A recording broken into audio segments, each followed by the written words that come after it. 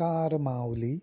चला ज्ञानेश्वरीच्या सहवासात ज्ञानेश्वरी अध्याय 10 मधील ओवी 221 ते ओवी 234च्या सहवासात आपण जाऊया. भगवंत अर्जुनाला म्हणतात, अर्जुना, माझी व्यापकता, माझा विस्तार ह्याबद्दल मी तुला सांगितल्यानंतर आता माझ्या विभूती वेगळेपणाने सांगण्याची काही आवश्यकता आहे का? परंतु तुझ्यावरच्या प्रेमामुळे आणि प्रेमाने मी तुला सांगेन असं म्हटल्यामुळे ज्या माझ्या प्रधान अर्थात प्रमुख विभूती आहेत त्या मी तुला सांगतोच.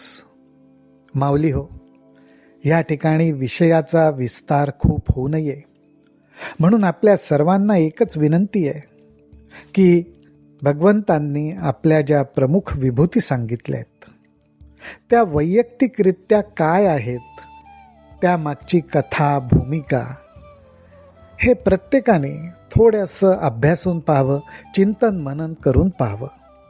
त्याचा वाचिक, मानसिक, भावनिक, शारीरिक ह्या प्रकारे आपल्या सर्वांगीण विकासासाठी, आध्यात्मिक प्रगतीसाठी कसा उपयोग होऊ शकतो, त्याच्यातनं काय बोध होऊ शकतो हे जरूर अभ्यासून पाहावं, ही आपल्या सर्वांच्या चरणी विनंती आहे. आता भगवंत म्हणतायत, हे बोलोनी तो कृपावंतू, म्हणे विष्णू मी आदित्य आतू, रवी मी रश्मिवंतू, सुप्रभान माझी.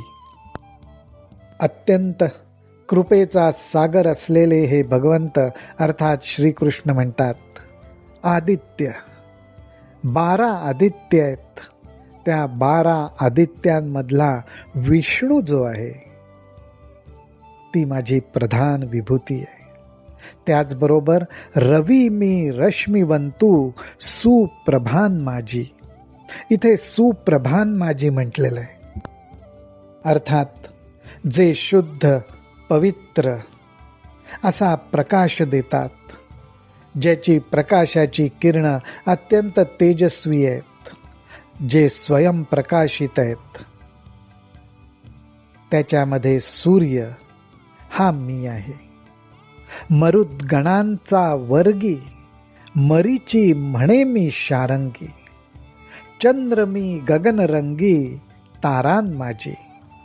शारंगी म्हणजे अर्थात शारंगधर, अर्थात भगवान म्हणतायत की मरुद्गणांचा जो समुदाय आहे, एकूण मरुद्गण 49, त्या संपूर्ण मरुद्गणांमधला प्रमुख अर्थात मरीची ही माझी विभूती आहे. आणि त्याचबरोबर आकाशामध्ये चंद्र मी गगनरंगी, तारान माझी. गगनरंगी म्हणतात म्हणजेच काय, जणू काही गगनरूपी पटांगण आहे, अंगण आहे. त्या गगनरूपी अंगणात अनेक तारा आहेत, अनेक चमचमणारे तारा पुष्प आहेत. त्या सर्व तारकांमध्ये जो चंद्र आहे तो चंद्र मी आहे. वेदा आतू सामवेदू, तो मी म्हणे गोविंदू, देवान माझी मरुद बंधू, महेंद्र तो मी. वेदांमध्ये 4 वेद अर्थात ऋग्वेद, यजुर्वेद, अथर्ववेद, सामवेद, त्यातला सामवेद तो मी म्हणे गोविंदू. हा गोविंदू हा भगवंत म्हणतोय, तो सामवेद मी आहे. त्याचबरोबर देवान माझी मरुद बंधू, महेंद्र तो मी. हाही उल्लेख हा गोविंद इथे करतो.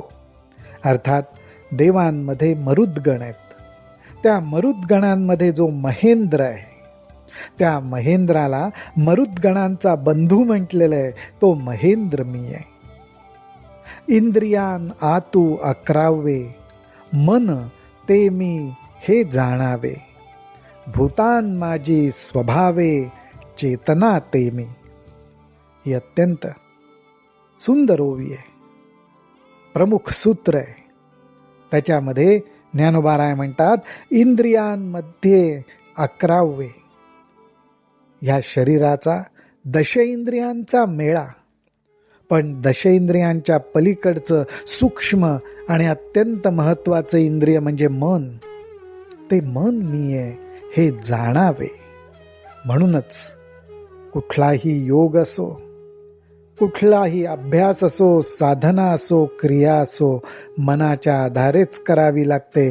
अर्थात मन ही भगवंताची जी प्रधान विभूती आहे, तीच आपल्याला भगवत स्वरूपापर्यंत पोचायला मदत करते. भूतान माझी स्वभावे चेतना ते मी.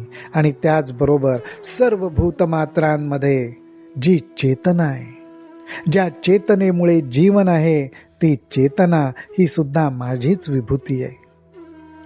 अशेषाही रुद्रान माझारी, शंकर जो मदनारी, तो मी येथ न धरी भ्रांती काही.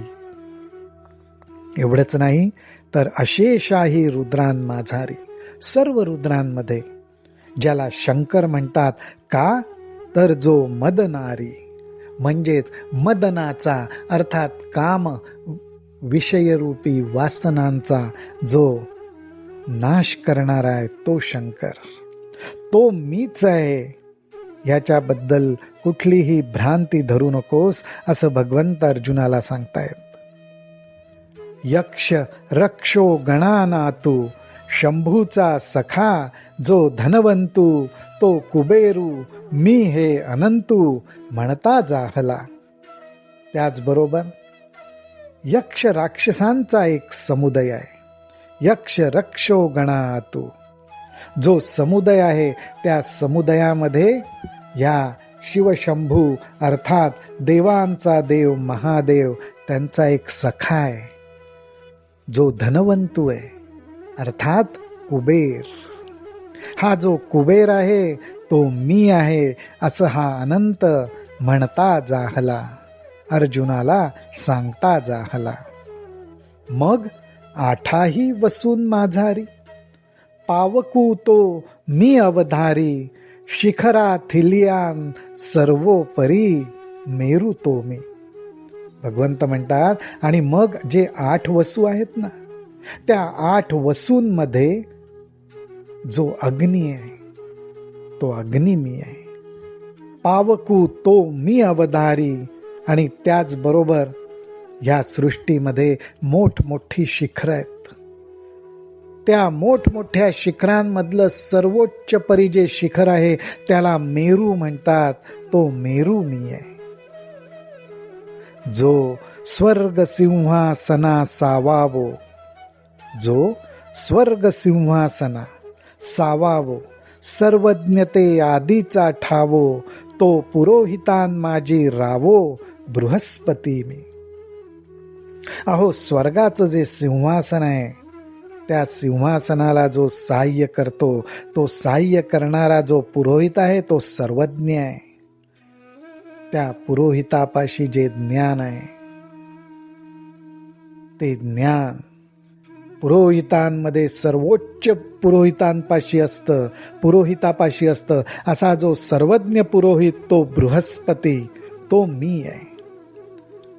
त्रिभुवनींची या सेनापती, आत स्कंदू तो मी महामती, जो हरवीर्ये अग्नि संगती, कृत्तिकांतू जाहला. या ठिकाणी भगवंत म्हणतायत, त्रिभुवनींची या सेनापती आत, या त्रिभुवनांचा सेनापती. अर्थात या त्रिभुवनांमध्ये अनेक सेनापती असतील, पण या सेनापतींचा जो सेनापती आहे, तो स्कंदू, तो मी आहे, असं ते अर्जुनाला सांगतात.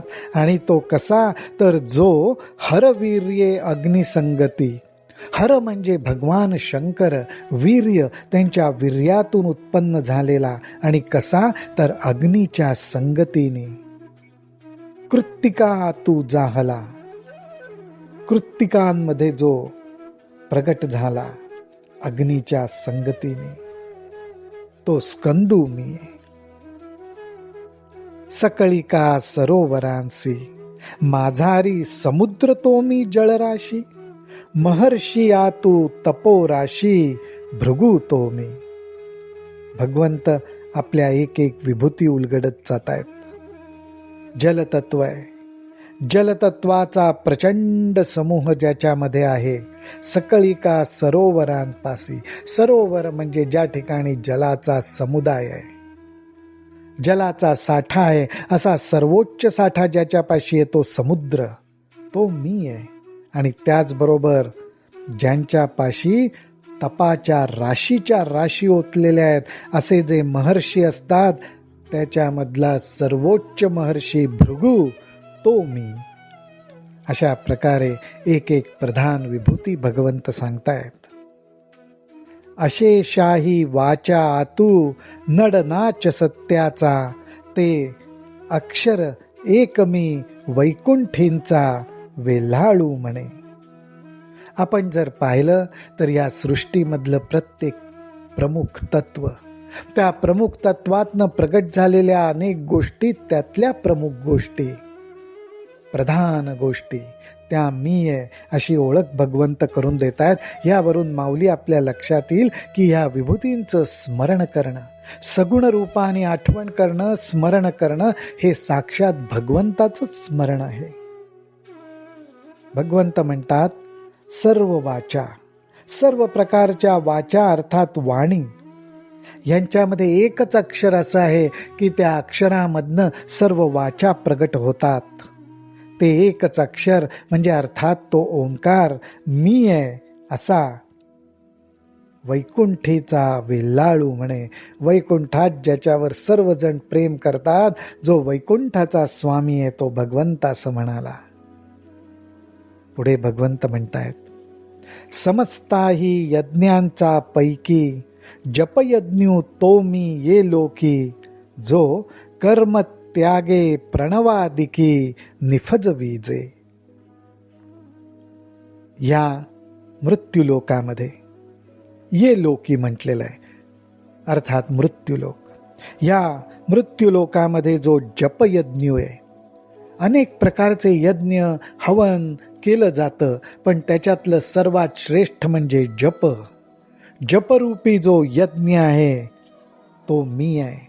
आणि हा जपरूपी यज्ञ कशाच्या आधारे केला जातो तर प्रणव, प्रणवाच्या आधारे केला जातो. त्या ठिकाणी सर्व प्रकारचं कर्म, कर्तृत्व, अहंकार याचा त्याग घडतो. म्हणून हा जपयज्ञ तो सर्वात या लोकी श्रेष्ठ आहे, तो मी आहे.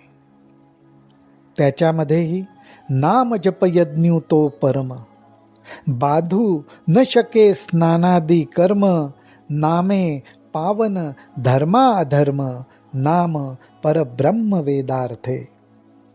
हे सर्वात महत्वाचं सूत्र इथे भगवंत अर्थात ज्ञानोबा राय आपल्याला सांगतात.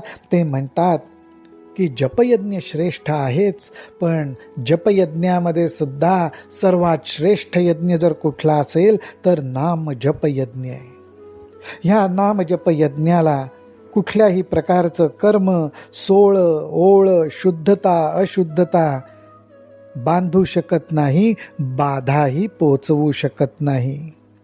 स्नान केलंच पाहिजे, काही कर्माचा अवडंबर केला पाहिजे, काही नाही. बाधू न शके स्नानादी कर्म.